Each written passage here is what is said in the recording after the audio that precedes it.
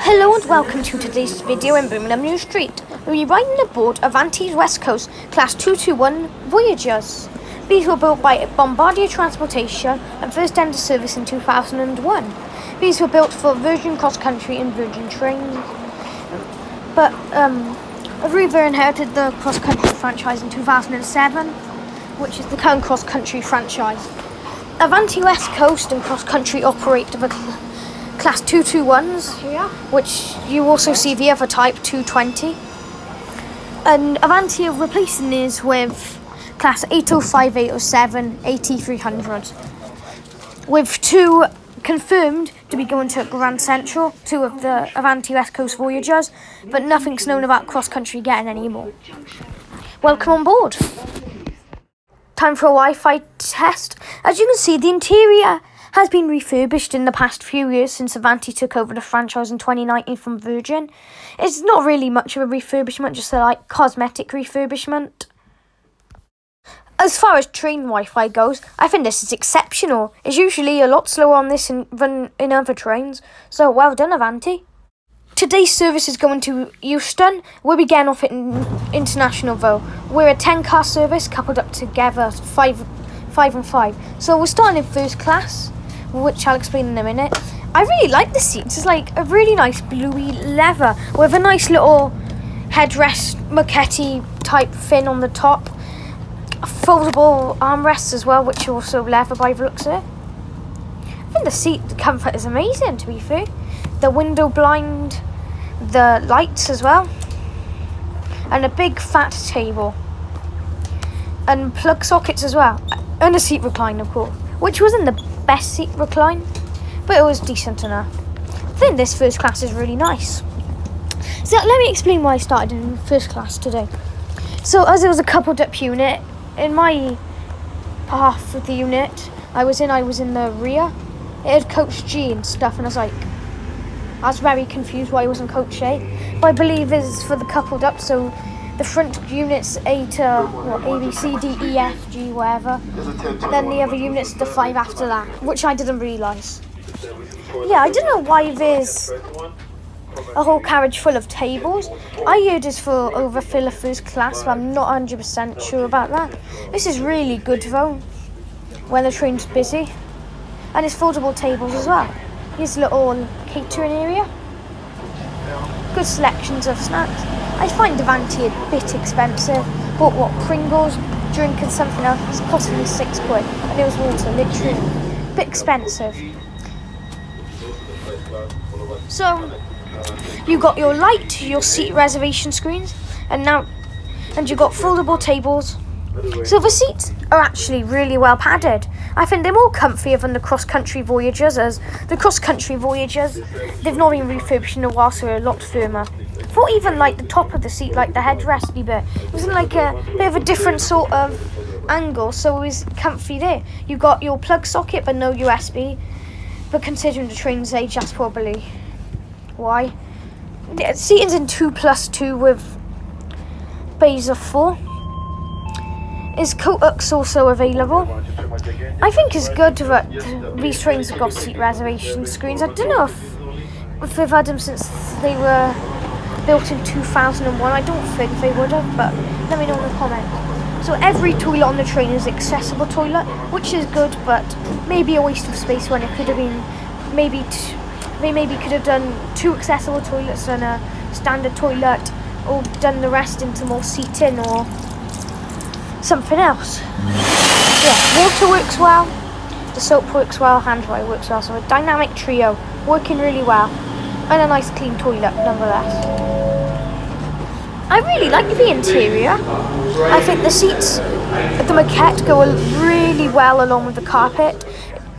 It just makes a really great ambience on the train, a lot nicer than cross country's Voyagers never been refurbished in don't even think Aviva have refurbished them once. I'm not 100% sure about that, but they've not done major refurbishments, so it looks really worn out.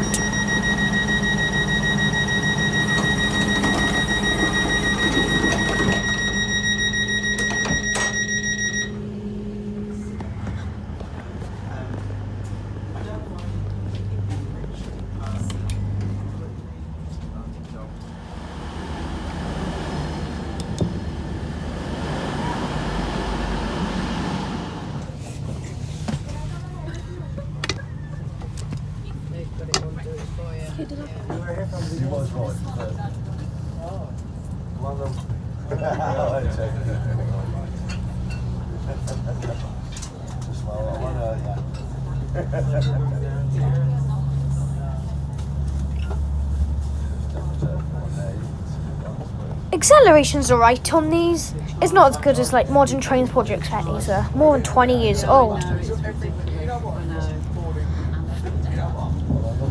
Ah, by the way, it didn't have the Voyager smell, which was good as well.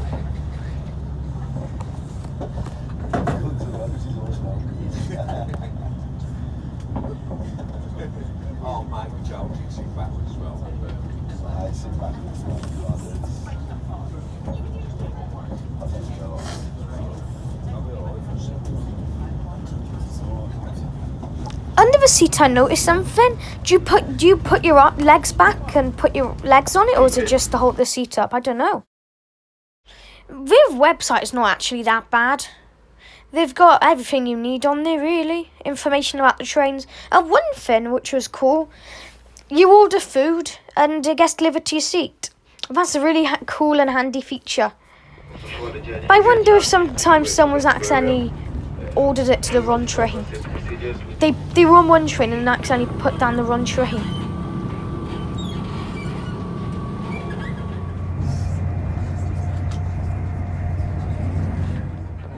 This seat maquette really reminds me of the Transport for Wales' Stadler Flirts. They look quite similar, but they're not quite similar. But it sort of is at the same time, if you know what I mean.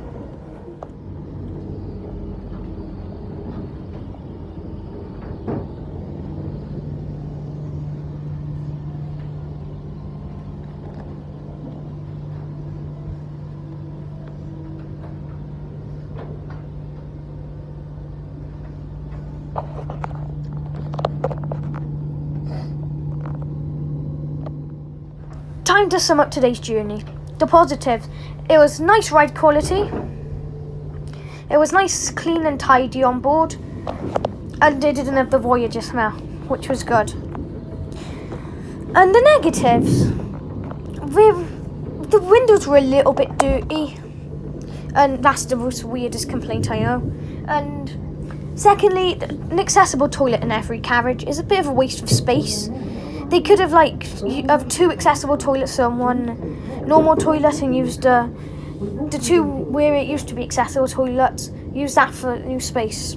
So yeah, that's my sum up of today's journey. Did you know these Avanti West Coast Class 221s tilt? They tilt on corners like the Pendolinos. But cross country's Class 221s don't. They just removed it to save money. So yeah, thank you for watching. Don't forget to subscribe and like, and I'll see you next time. Bye!